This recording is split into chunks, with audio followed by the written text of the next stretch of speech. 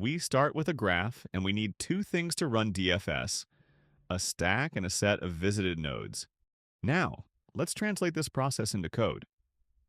We'll begin by initializing a stack to help manage the traversal, along with a set to keep track of visited vertices. Then, we'll add the starting node to both the stack and the visited set to begin the traversal.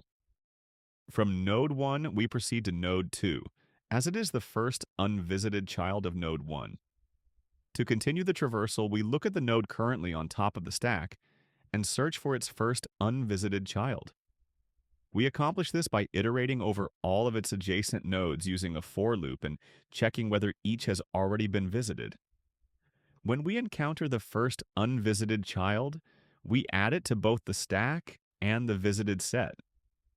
At that point, we break out of the loop to continue the traversal from the newly discovered node.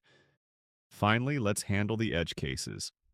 If the current node has no unvisited children, we backtrack by removing it from the top of the stack. We can detect this situation if, after examining all children, no new node was added to the stack. Another important condition to check is whether all vertices have been visited.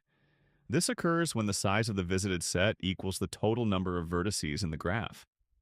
For the complete implementation, you can find a link to the GitHub repository in the description.